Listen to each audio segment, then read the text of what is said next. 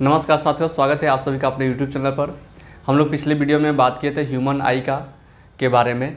तो ह्यूमन आई, इसमें हम लोग इसके संरचना के बारे में, स्ट्रक्चर के बारे में हम लोग जान लिए थे। रेटिना के भी लेयर्स कितने होते हैं और आई के कितने लेयर होते हैं, ये सारा हम लोग बात कर लिए थे।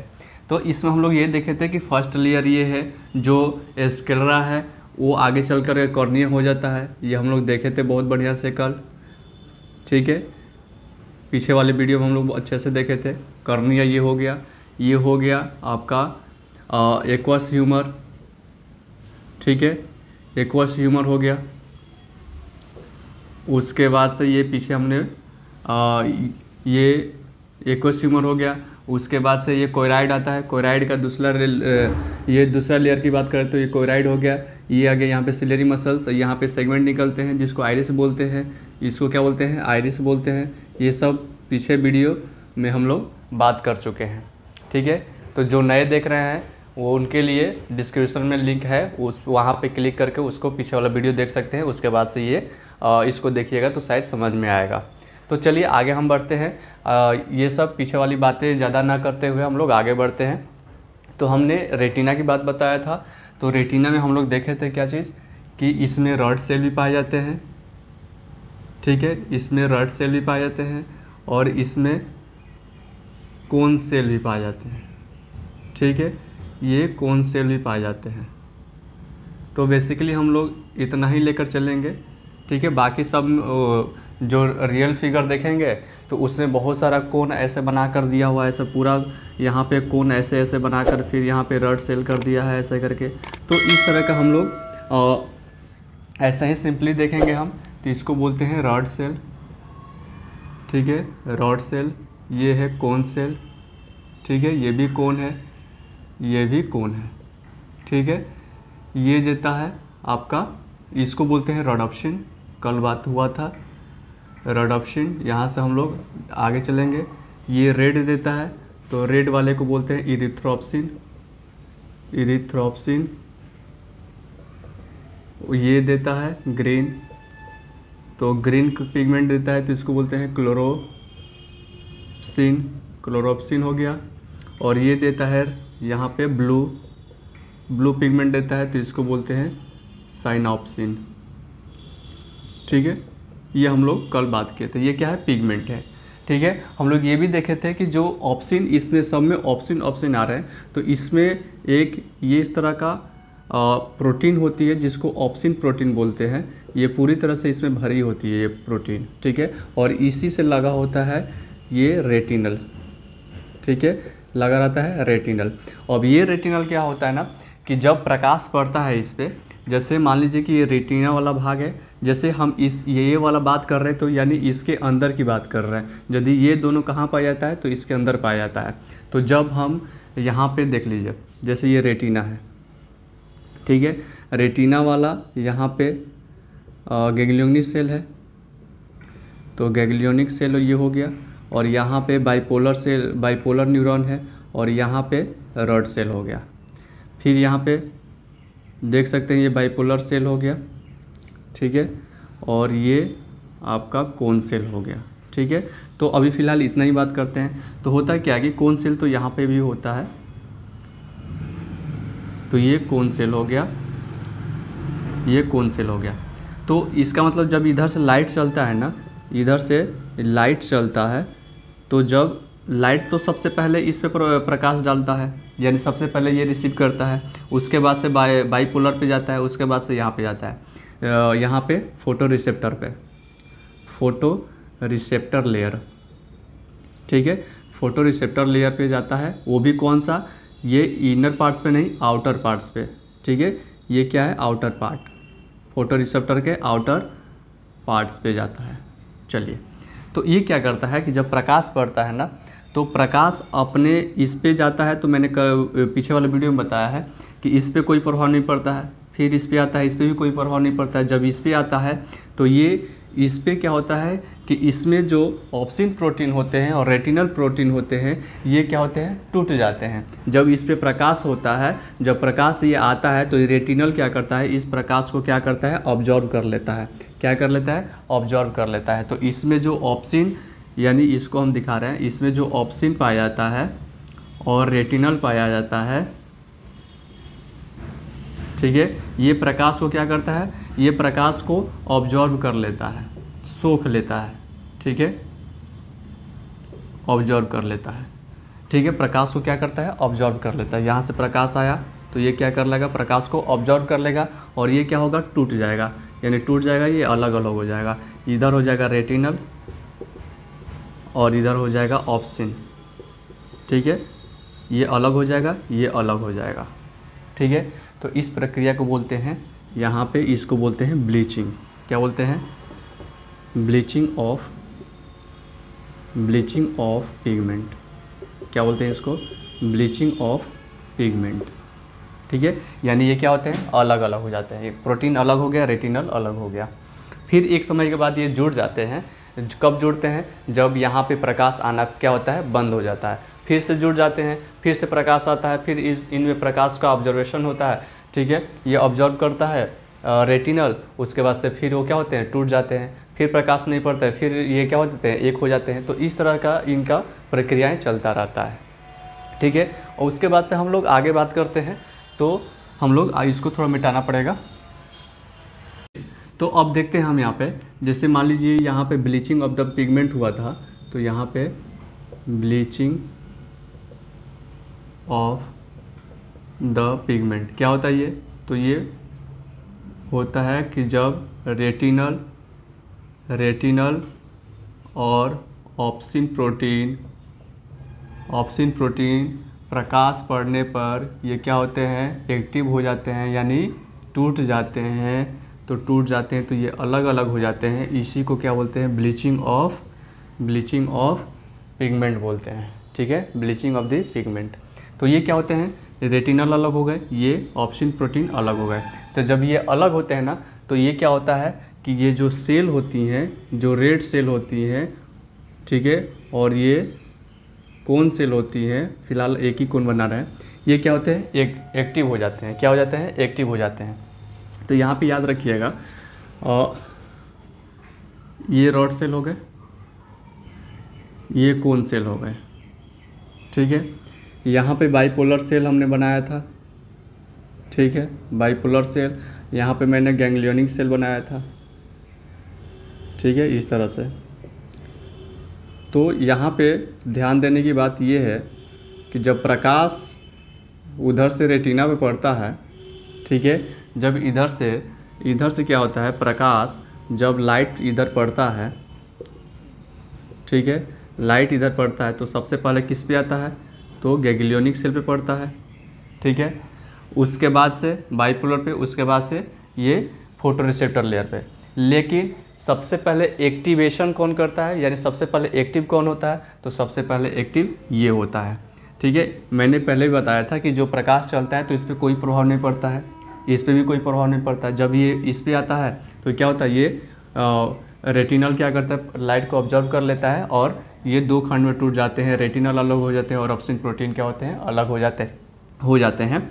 तो ये इसमें क्या होता है कि ये एक्टिव हो जाता है, फोटोरिसेप्टर जो लेयर है ये क्या होता है, एक्टिव हो जाता है। जब ये एक्टिव हो जाता है तो ये यहाँ पे इसको क्या करता है, ये भी एक्टिव हो जाता है, ठीक है।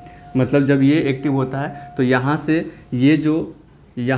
ये जो है इससे इंफॉर्मेशन लेता है ये, और उसके बाद से ये क्या होता है, ये भी एक्टिव हो जाता है। जब ये एक्टिव हो जाता है तो फिर यहाँ पे इन्होंने यहाँ पे इसके जो डेंड्राइट्स हैं, इसमें ये सूचना दे देते हैं और ये भी क्या होता है, एक्टिव हो जाता है। जब ये एक्टिव हो जाते हैं तो इसमें बहुत सारे क्या होते हैं, ये कि ये हो गया, फिर से और बना लीजिए यहाँ पे, और बना लीजिए यहाँ पे, और यहाँ पे बना लीजिए गैंग्लियोनिक सेल। सब मिल करके क्या करते हैं, सब मिल करके, और ये यहाँ से एक ब्लाइंड स्पॉट मैंने कल बताया था, ठीक है, ये क्या होता है, होल प्लेस होता है, ठीक है, एक बिल की तरह होता है ये, और इसी बिल की तरह से हो करके और ये क्या होते हैं, ये आगे चले जाते हैं, ठीक है। तो इस बिल की वजह से ये क्या होते हैं, निकल जाते हैं ये नर्व्स, जिसको ऑप्टिक नर्व्स के रूप में बोलते हैं। ये नर्व्स क्या होते हैं, ऑप्टिक नर्व होते हैं, ठीक है, जिसको दृक तंत्रिकाएं बोलते हैं। और होता क्या है कि इसमें से ऑप्टिक नर्व तो बाहर हो रहा है, यानी इसका जो एक्सॉन है वो तो ऐसे गुच्छा में होकर के वो तो बाहर जा रहे हैं, लेकिन इधर से कहाँ जा रहे हैं ये, तो ये जा रहे हैं यहाँ पे, मैंने बताया है, देखिए यहाँ पे जा रहे हैं कहाँ पे, ब्रेन में। ठीक है, और ये तो ब्रेन में जा ही रहे हैं। ठीक है, ये ब्रेन में जा रहे हैं। ठीक है, लेकिन होता क्या है कि इधर से और ब्लाइंड स्पॉट, यहाँ पे ये इसको बोलते हैं ब्लाइंड स्पॉट। ठीक है, ब्लाइंड स्पॉट। इधर से क्या होता है कि यहाँ से कुछ वेस्कुलर भी चलती हैं, जो यहाँ पे पतली पतली पतली पतली क्या होती हैं, नसें होती हैं यहाँ पे। ठीक है, इसी के थ्रू ये होती है। ठीक है, तो ये यहाँ पे वेस्कुलर भी होती है। ठीक है, और ये कौन से भाग में होती है, तो यहाँ पे देखिए, यहाँ पे ये कोराइड वाला भाग में क्या होती है, कोराइड वाला भाग में ये वेस्कुलर आना शुरू हो जाते हैं, और यहीं पे वेस्कुलर वाला पार्ट्स होता है। समझ में आ गया। तो एक जाति है कौन, इसके एक्सॉन जाते हैं, गैंग्लियोनिक सेल के एक्सॉन जाते हैं बाहर, और अंदर कौन आता है, वेस्कुलर। कौन आता है, वेस्कुलर, जो ये क्या लाते हैं अपने साथ, ब्लड को लाते हैं। ठीक है, ये ब्लड कैरी करते हैं। ठीक है, चलिए आगे बढ़ते हैं। ये ब्लीचिंग ऑफ द पिगमेंट हो गया। ये प्रकाश को ऑब्जर्व करने का काम कौन करता है, तो रेटिनल करता है। और जब प्रकाश आ जाता है और ये ऑब्जर्व कर लेता है तो ये क्या होता है, दो खंड में टूट जाता है, रेटिनल अलग हो जाता है, ऑप्सिन प्रोटीन अलग हो जाते हैं। और जब ये अलग हो जाते हैं तो एक्टिव का काम ये हो जाता है। ठीक है, और जब ये एक्टिव होता है तो ये भी एक्टिव हो जाता है, और ये अपना न्यूरॉन जो ट्रांसमीटर है वो क्या करता है, वो गैंग्लियोनिक सेल को क्या करता है, ट्रांसफ़र कर देता है, तो ये भी एक्टिव हो जाता है। जब ये एक्टिव हो जाते हैं तो इसके जितने भी एक्सॉन हैं, ये जितने भी इसके एक्सॉन है ये आकर के ब्लाइंड स्पॉट से होते हुए और क्या करते हैं, जो एक करंट यहाँ पे जनरेट होती है वो क्या करते हैं, एक गुच्छा में होकर के ऑप्टिक नर्व्स के द्वारा कहाँ पे चले जाते हैं, ब्रेन में, और ब्रेन को दे देते हैं। ठीक है, ब्रेन चाचा को बता देते हैं कि आप बताइए, फिर पहचानिए कि ये क्या चीज़ का इमेज है, इसको जैसे मतलब जो भी इमेज आ रहा है इसको आप ठीक सही करके उसको बताइए।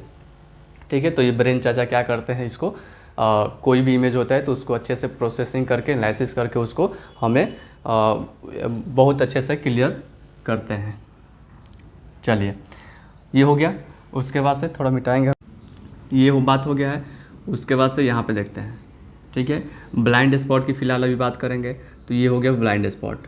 ठीक है, तो इस ब्लाइंड स्पॉट में होता क्या है कि जब इसमें कोई रॉड सेल नहीं पाए जाते हैं, कोई कोन सेल नहीं पाए जाते हैं। ठीक है, यहाँ पे कोई रॉड सेल, कोई सेल यहाँ पे नहीं पाए जाते हैं। इसलिए यहाँ पे जब गलती से यदि हमारे आँख का जब रेटिना वाला जो फोकस होता है जब ब्लाइंड स्पॉट पे पड़ता है तो हमें कोई चीज़ दिखाई नहीं पड़ता है। तो ये ब्लाइंड स्पॉट में क्या होते हैं, नो रॉड। ठीक है, नो रॉड्स आर प्रेजेंट।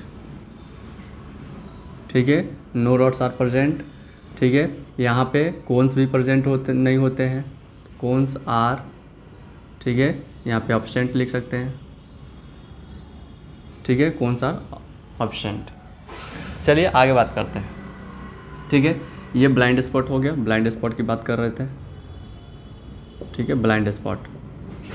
ठीक है, ये क्या होता है, इसमें रॉड नहीं पाए जाते हैं, जिससे यहाँ पे कोई भी इमेज क्लियरली, यहाँ पे क्लियरली तो होता ही नहीं, यहाँ पे ब्लाइंड मतलब अंधेरा ही अंधेरा होता है। तो जब हमारा जो प्रकाश जो फोकस होता है जब ब्लाइंड स्पॉट पे पड़ता है तो क्या होता है, वो अंधेरा ही अंधेरा, यानी कुछ दिखाई नहीं देता है। चलिए उसके बाद से बात करते हैं। यहाँ पे देख लेते हैं कि रेटिना का जो लेयर होता है, रेटिना की लेयर का एक्टिवेशन, इसमें क्या हम लोग देखेंगे कि सबसे पहले एक्टिव होता कौन है। पहले तो प्रकाश पड़ता है, गैंग्लियोनिक सेल पे हमने बता दिया है। सबसे पहले एक्टिव का काम करता है तो photo receptor layer, photo receptor layer. ठीक है, फोटो रिसेप्टर लेयर के बाद कौन एक्टिव होता है, तो बाइपोलर सेल, बाइपोलर न्यूरॉन इसको बोलिए। उसके बाद से गैंग्लियोनिक, ठीक है, गैंग्लियोनिक लेयर बोल सकते हैं या सेल बोल सकते हैं, कोई दिक्कत नहीं है। ठीक है, तो यहाँ पे सबसे पहले ये एक्टिव होते हैं, उसके बाद ये एक्टिव होते हैं, उसके बाद ये न्यूरॉन ट्रांसमीटर जनरेट करते हैं, जिससे ये गैंग्लियोनिक सेल क्या होते हैं, ये एक्टिव हो जाता है। लेकिन प्रकाश, जब प्रकाश आता है तो सबसे पहले एक्टिव कौन होता है, तो सबसे पहले एक्टिव ये होता है गैंग्लियोनिक सेल, तो इस पर कोई प्रभाव नहीं पड़ता है। फिर बाइपोलर न्यूरॉन के पास जाता है, इस पर भी कोई प्रभाव नहीं पड़ता है। तब फोटो रिसेप्टर लेयर के पास जाता है, तो ये रेटिनल क्या करता है, रेटिनल प्रकाश को ऑब्जर्व कर लेता है, और ये रेटिनल और ऑप्सिन प्रोटीन क्या होते हैं, टूट जाते हैं। ठीक है, ये टूट जाते हैं। चलिए, ये बात हो गया रेटिना की लेयर का एक्टिवेशन। तो सबसे पहले ये एक्टिव होता है, उसके बाद दूसरे नंबर पे ये, और तीसरे नंबर पे ये हो गया। ठीक है, उसके बाद से हम लोग ब्लाइंड स्पॉट की बात कर लिए, और ब्लाइंड स्पॉट में कोई रॉड सेल नहीं पाया जाता है, कोई कौन सेल नहीं पाया जाता है, इसलिए वहाँ पे कोई भी इमेज नहीं बनता है, और वहाँ पे बहुत ही अंधेरा होता है। क्यों? क्योंकि एक तरह का क्या है, वो एक तरह का होल है, एक तरह का बिल है, जिसमें से जितने भी जो गैंग्लियोनिक सेल के एक्सॉन होते हैं वो क्या होते हैं, वो इसके थ्रू क्या होते हैं, बाहर निकल जाते हैं। और इसमें क्या होता है, इसमें ये जो एक आने का भी काम करता है, जो क्या होता है, ये वेस्कुलर होता है। ठीक है, चलिए उसके बाद से हम बात करते हैं, इसी के लेटरल में होता है, इसी के लेटरल में होता है ये येलो स्पॉट। ठीक है, ये थोड़ा सा गड्ढा होता है, डिप्रेशन होता है इसमें। ठीक है, ये डिप्रेशन, तो ये जो डिप्रेशन हो है ना, इसको बोलते हैं ब्लाइंड स्पॉट। ठीक है, ये है ब्लाइंड स्पॉट, ये हो गया ब्लाइंड स्पॉट, ब्लाइंड, ठीक है, सॉरी, येलो स्पॉट। क्या है ये, येलो स्पॉट। इसको मैकुला भी बोलते हैं, मैकुला लुटिया बोलते हैं इसको, मैकुला लुटिया, या इसको येलो स्पॉट के भी नाम से जानते हैं। ये क्या है, ये डिप्रेशन यहाँ पे होता है, और इसके जो सेंट्रल वाला पार्ट्स है, यहाँ पे भर भर के यहाँ पे क्या होते हैं, यहाँ पे कोन सेल पाए जाते हैं। क्या पाए जाते हैं, कोन सेल पाए जाते हैं। ठीक है, डेंसली पैक्ड होते हैं ये। ठीक है, ये हो गए कोन सेल। ठीक है, इसमें बहुत सारे कोन सेल पाए जाते हैं, तो जहाँ पे कोन सेल पाए जाएंगे वहाँ पे क्या होगा, कलर विजन बहुत अच्छा होगा। तो इसका मतलब ये है कि इस वाले जो इसके जो सेंटर पार्ट्स है, इसको क्या बोलते हैं, फोबिया बोलते हैं। क्या बोलते हैं, फोबिया। ठीक है, सेंट्रालिस, फोबिया सेंट्रालिस। ठीक है, तो फोबिया से ही काम चलाते हैं, कोई दिक्कत नहीं है। तो यहाँ पे याद रखिएगा, थोड़ा इसको हम जूम कर रहे हैं, यहाँ पे देखिए, ये हो गया, ये डिप्रेशन हो गया इसके अंदर का, और इसके अंदर ये इस पे डेंसली पैक्ड होते हैं क्या चीज़, तो डेंसली पैक्ड होते हैं आपका कोन सेल्स। और कोन सेल्स क्या रखते हैं अपने पास, कलर विजन रखते हैं, ताकि कलर वस्तुओं को बहुत अच्छे से देख सकें, ताकि हम बहुत अच्छे से वस्तुओं को कलर में हम लोग देख सकें। यहाँ पे क्या होता है, तो यहाँ पे कोन सेल होती है। ठीक है, ये कोन सेल हो गया, ये कोन सेल हो गया, ये कोन सेल हो गया, बहुत ज़्यादा कोन सेल इसमें पाए जाते हैं। और इसी के सेंटर वाले पार्ट्स को क्या बोलते हैं, फोबिया बोलते हैं। क्या बोलते हैं, फोबिया या फोबिया सेंट्रालिस बोलते हैं। ठीक है, अब ये क्या करते हैं कि जैसे हम यदि किसी वस्तु को यदि हम बहुत अच्छे से ध्यान से देख रहे हैं, तो इसका मतलब ये है कि हमारा जो प्रकाश पड़ रहा है वो हमारे कहाँ पे पड़ रहा है, फोबिया पे पड़ रहा है, यानी येलो स्पॉट पे पड़ रहा है। तो यदि हम किसी भी वस्तु को यदि अच्छे से देख पाते हैं, बहुत ही पैनी नज़र से देख पाते हैं, यानी पैनी नज़र का मतलब क्या हुआ कि बहुत ही एकाग्रता के साथ जहाँ पे देख रहे होते हैं, बहुत ही बारीकी वाला चीज़ जो देख रहे होते हैं, वो हम लोग जब देख रहे होते हैं तो उसका फोकस कहाँ पड़ता है, वो फोकस पड़ता है रेटिना या कहाँ पे, येलो स्पॉट पे या मैकुला लुटिया पे। और वहाँ पे जब हम लोग देखते हैं तो वहाँ पे कलर विज़न होता है, और बहुत अच्छे से यहाँ पे कोन सेल पाए जाते हैं जो कलर विज़न देते हैं, और बहुत ही क्लियरली, बहुत ही HD क्वालिटी में हम लोग उसको देख पाते हैं। ठीक है, तो HD क्वालिटी से भी ऊपर भगवान का तो यही तो है कि HD क्वालिटी से भी ऊपर हमारे आँखों का रेजोल्यूशन दिया है देखने के लिए। तो आगे देखते हैं। तो ये क्या होता है, इसमें कौन सेल पाए जाते हैं वाइट येलो स्पॉट में। येलो स्पॉट को मैकिया लुटिया बोलते हैं। इसमें डेंसली पैक्ड होते हैं, ठीक है। कोन्स आर डेंसली पैक्ड, ठीक है, इन द येलो स्पॉट, ये बोल सकते हैं। और दूसरी बात करते हैं तो इसमें क्या होते हैं, cones cells are present in yellow spot.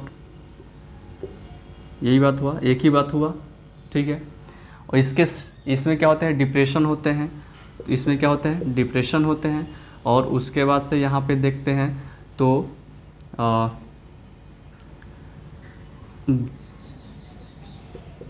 The centre of yellow spot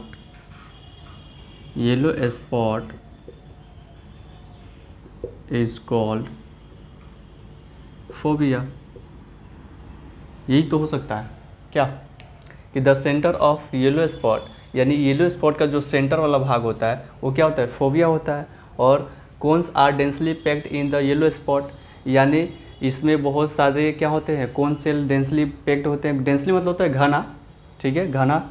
और cone cells are present in yellow spot, यानी कोन सेल्स में क्या होते हैं, येलो स्पॉट में क्या होते हैं, कोन सेल्स मौजूद होते हैं, वहाँ पे पाए जाते हैं।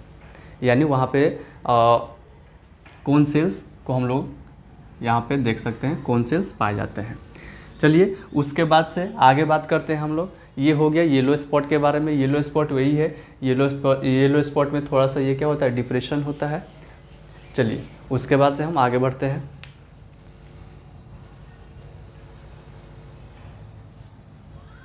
आइरिस की बात थोड़ा बहुत कर लेते हैं। आइरिस हम लोग ऐसे देखते हैं, ये आइरिस हो गया, ये हो गया आपका आइरिस, ठीक है। ये हो गया आपका प्यूपिल। उसके बाद से हमने बताया था कि इस एक यहाँ पे राउंड करके यहाँ पे एक ऐसा होता है और एक यहाँ पे एक वर्टिकली होता है, ठीक है, यही मैंने बताया था। चलिए तो इसको हम थोड़ा देख लेते हैं क्या है कैसे है। चलिए ये हो गया, सिर्फ यहाँ पे हम आइरिस बना रहे हैं। ये हो गया आइरिस, ये हो गया प्यूपिल। और प्यूपिल में क्या होता है, प्यूपिल के ऊपर इस तरह का सर्कुलर पाथ्स होता है, तो इसको हम बोलते हैं, ये भी तो एक तरह का मसल्स होता है, तो इसको हम लोग बोलते हैं सर्कुलर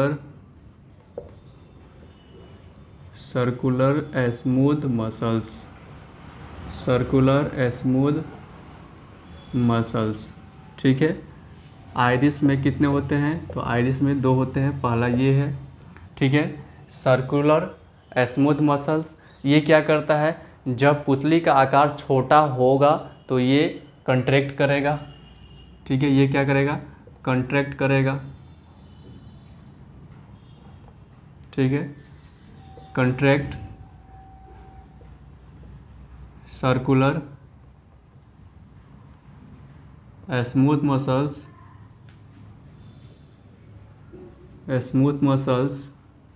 in condition of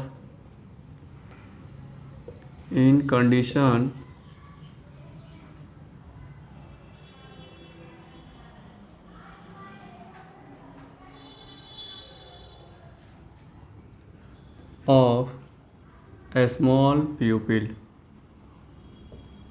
ठीक है। उसके बाद से दूसरी बात हम यहाँ पे देखते हैं, तो उसके बाद से यहाँ पे एक ऐसे पाया जाता है, ठीक है, जो वर्टिकली होता है। ये भी मसल्स की ही बनी होती है, जिसको हम लोग बोलते हैं रेडियल। क्या बोलते हैं, रेडियल स्मूथ मसल्स। ठीक है, ये क्या होता है, तो यहाँ पे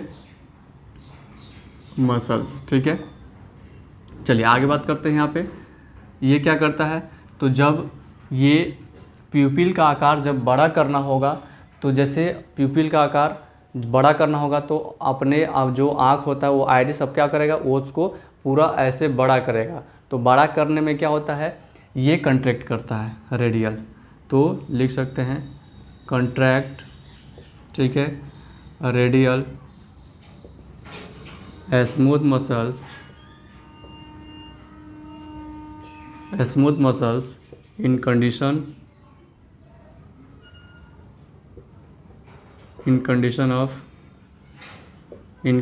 ऑफ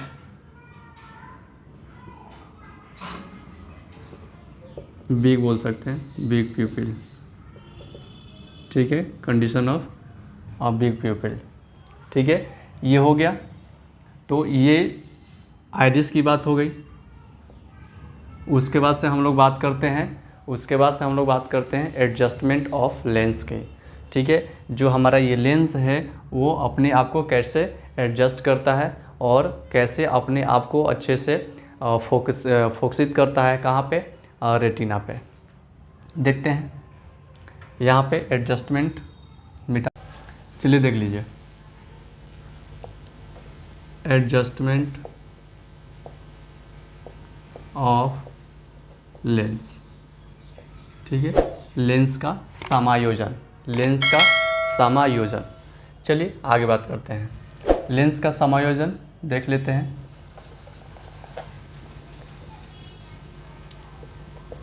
एडजस्टमेंट ऑफ लेंस। ठीक है, लेंस का समायोजन, लेंस का समायोजन।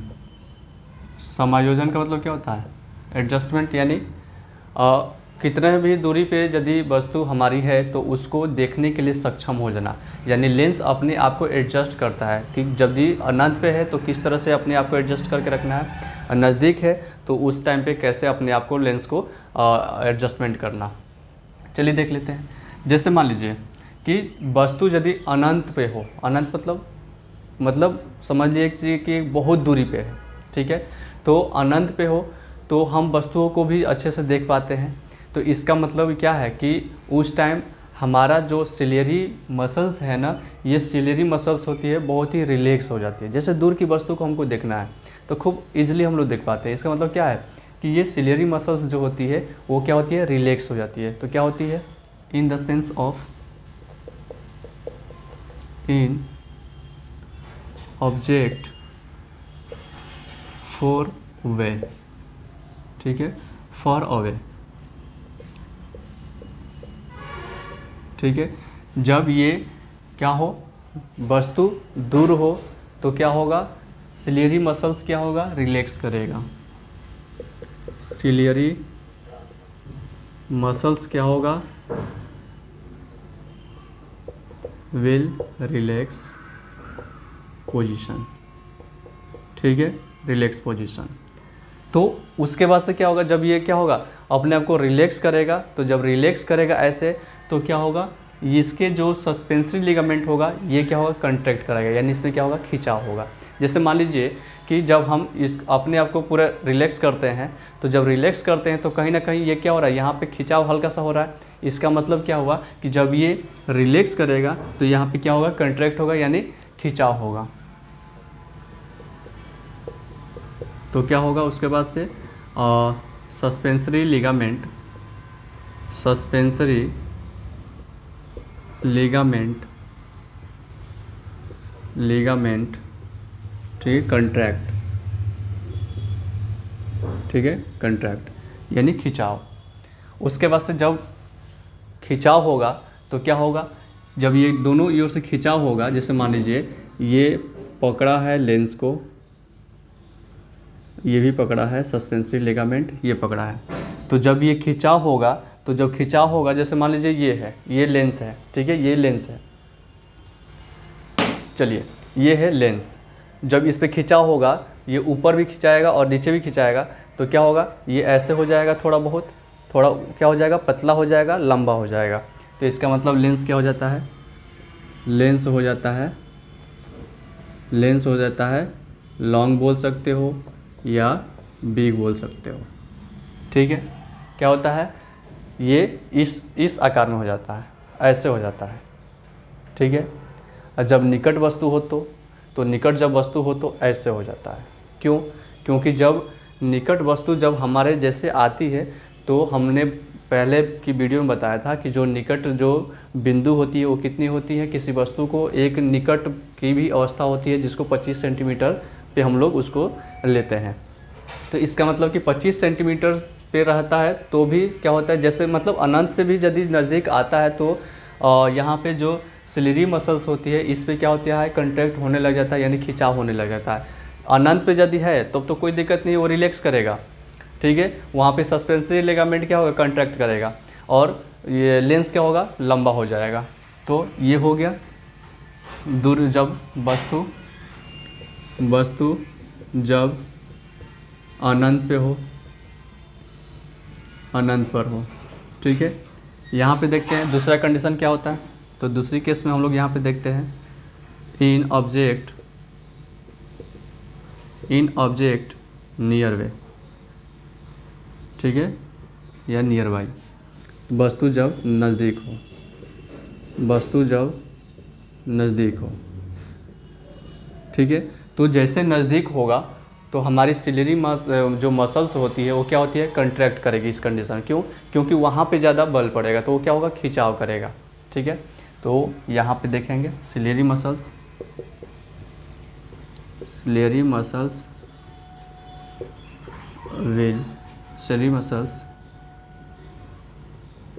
कंट्रैक्ट। ठीक है, जब ये कंट्रैक्ट होगा, जब ये खिंचाव होगा तो खूब बढ़िया से क्या होगा, सेंसरी लिगामेंट जो होता है, सस्पेंसरी जो लिगामेंट होता है। ठीक है, सस्पेंसरी जो लिगामेंट होता है, सस्पेंसरी लिगामेंट रिलैक्स करेगा। लिगामेंट क्या होगा, क्या करेगा, रिलैक्स करेगा। क्यों करेगा भाई, तो देखो इसमें होगा क्या कि सिलेरी मसल्स क्या हो गया कि जब ये खिंचाव करेगा तो क्या होगा, ये लिगामेंट पूरी तरह से और ऐसे ढीला हो जाएगा। जैसे ये कंट्रैक्ट करेगा, ऊपर से ऐसे कंट्रैक्ट करेगा तो क्या होगा, और ये ढीला हो जाएगा। ऊपर से ये सिलेरी मसल्स जब ये कंट्रैक्ट करेगा तो क्या होगा, ये और ढीला हो जाएगा। जब ये और ढीला हो जाएगा तो लेंस का आकार ऐसे हो जाएगा। ठीक है, यानी इस कंडीशन में लेंस कैसा था, तो इस कंडीशन में लेंस यदि हम देखें तो ऐसा हो जाएगा। ठीक है, यही है लेंस। लेकिन इस कंडीशन में क्या होगा, तो इस कंडीशन में ऐसे हो जाता है, थोड़ा मोटा हो जाता है, चौड़ा बोल सकते हैं इसको। तो लेंस क्या हो जाता है, लेंस विल बिग नहीं बोल सकते हैं, या फ्लैट बोल सकते हैं, या यहाँ पे थोड़ा फ्लैट बोल सकते हैं, और स्मॉल बोल सकते हैं। ठीक है, कभी कभी क्या होता है कि सिलेरी मसल्स ज़्यादा बढ़ जाती है तो लेंस को ही ढकने लग जाती है, तो उस टाइम पे कैटरेक्ट एक जो डिजीज होता है वो हो जाता है, यानी मोतियाबिंद जिसको बोलते हैं। मोतियाबिंद पे क्या होता है, मोतियाबिंद पे जो लेंस होता है ना, ये लेंस है ना, लेंस पे ही क्या होता है, ये जो सिलेरी मसल्स होती है वो चढ़ने लग जाती है ऐसे, तो इसके ऐसे चढ़ने लग जाती है, जिससे वस्तु को स्पष्ट हम लोग नहीं देख पाते हैं। उसी को कैटरेक्ट बोलते हैं, यानी मोतियाबिंद कहते हैं। तो मोतियाबिंद में होता कुछ नहीं है, जो सिलेरी मसल्स है वो लेंस पे क्या होती है, लेंस को ढकने लग जाती है, तो उसका भी ऑपरेशन वगैरह लोग करा लेते हैं तो सही हो जाता है। तो ये हो गया, सिलेरी मसल्स क्या होता है, कंट्रैक्ट करता है तो सस्पेंसरी लिगामेंट क्या होती है, रिलैक्स करती है, और उस कंडीशन में क्या होता है, लेंस क्या होता है, तो लेंस फ्लैट हो जाता है। फ्लैट मतलब इस तरह का पूरा हो जाता है ये, और उसके बाद से और यहाँ पे फ्लैट को हटा दीजिए, स्मॉल कर सकते हैं, कोई दिक्कत नहीं है, यहाँ पे स्मॉल कर सकते हैं, तो ये क्या होता है, थोड़ा स्मॉल हो जाता है। ठीक है, ये हो गया एडजस्टमेंट, यानी लेंस का समायोजन हो गया। और एक इसमें वर्ड आता है दृष्टिपरास। दृष्टिपरास का मतलब ये होता है ना, जैसे देखिए दृष्टिपरास एक वर्ड आता है, दृष्टिपरास। दृष्टिपरास मतलब रेंज ऑफ विजन, इसको ऐसे बोल सकते हैं। यानी दृष्टि मतलब विजन और परास मतलब रेंज, यानी हमारे देखने की रेंज कितना है। तो एक तो नज़दीक का तो 25 सेंटीमीटर, यदि 25 सेंटीमीटर नज़दीक पे रहेगा तो वहाँ से हम स्पष्ट देख सकते हैं, लेकिन उससे जैसा नज़दीक आएगा तो हमको ओवरलैपिंग होने लग जाता है, मतलब ये थोड़ा दो दो हमको दिखाई देने लग जाता है, यानी कहने का मतलब कि अस्पष्ट दिखाई नहीं देता है। अनंत पे हम वस्तुओं को बहुत अच्छे से देख पाते हैं, ठीक है, अनंत पे हम लोग वस्तु को देख पाते हैं। इसका मतलब निकट दूरी और यहाँ पे अनंत लिख सकते हैं, यहाँ पे अनंत, यानी निकट दूरी और अनंत के बीच का जो डिस्टेंस होता है उसको हम क्या बोलते हैं, दृष्टिपरास बोलते हैं। क्या बोलते हैं, दृष्टिपरास। यानी दृष्टिपरास यानी निकट दूरी और अनंत दूरी के बीच में जो डिस्टेंस होता है उसको हम क्या बोलते हैं, दृष्टिपरास बोलते हैं। तो अब तक का ये था, आई होप कि ये सारे चीज़ समझ में आया होगा, और इसको 1 से 2 बार आप लोग रिवीजन कर लीजिए, आप लोग कभी भूल नहीं सकते हैं, ये मैं श्योर के साथ बोल सकता हूँ, ठीक है। आप लोग इसको 2-3 बार रिवीजन कर लीजिएगा तो बिल्कुल नहीं भूलिएगा। और ज़्यादातर ये जो वीडियो है, ये जो सब्जेक्ट हैं, ये बहुत ही थोड़ा रिवीजन मांगता है, इसलिए थोड़ा बहुत आप इसको बनाते रहिएगा ताकि ये कभी भूले नहीं। इसमें कुछ नहीं है, ये फर्स्ट लेयर है, सेकेंड लेयर है, उसके बाद से रेटिना थर्ड लेयर पे आता है, ठीक है। और यहाँ पे कोराइड जो होता है, कोराइड यहाँ पे देख सकते हैं कि ये मैंने यहाँ पे बताया कि यहाँ पे वेस्कुलर भी आने का काम करते हैं, वेस्कुलर यहाँ पे आने का काम करते हैं। तो ये वेस्कुलर कहाँ पे होते हैं, कोराइड में होते हैं, ठीक है, कोराइड वाले पार्ट्स में होते हैं। बाकी इसमें कॉर्निया में बताया था कि इसमें वेस्कुलर नहीं पाए जाते हैं, ये वायुमंडल से क्या होता है, डायरेक्ट ऑक्सीजन लेता है, जिससे अपना न्यूट्रिशन का काम कर लेता है। बाकी ये सिलेरी मसल्स की बात तो अभी देखी ही है कि कोई कंट्रैक्ट करता है, कभी रिलैक्स होता है, तो इसका मतलब क्या है कि लेंस को समायोजित करता है ये। उसके बाद से इसमें आइरिस की बात कर रहे हैं, तो आइरिस में भी दो हम लोग देखें कि आइरिस में भी 2 तरह के मसल्स होते हैं, सर्कुलर होते हैं और रेडियल स्मूथ मसल्स होते हैं। तो जब पुतली के आकार को छोटा करना होता है तो उस टाइम सर्कुलर स्मूथ मसल्स क्या करते हैं, वो कंट्रैक्ट करते हैं। और उसके बाद से जब प्यूपिल के आकार को बड़ा करना होगा तो वो आइरिस का जो रेडियल स्मूथ मसल्स होता है वो क्या करता है, अपने आप को कंट्रैक्ट करता है, यानी खिंचाव करता है, ठीक है। तो अब तक का इतना है, तो आई होप कि ये सारे चीज़ आप लोगों को समझ में आया होगा। मिलते हैं नेक्स्ट वीडियो में, तब तक नमस्कार, जय हिंद।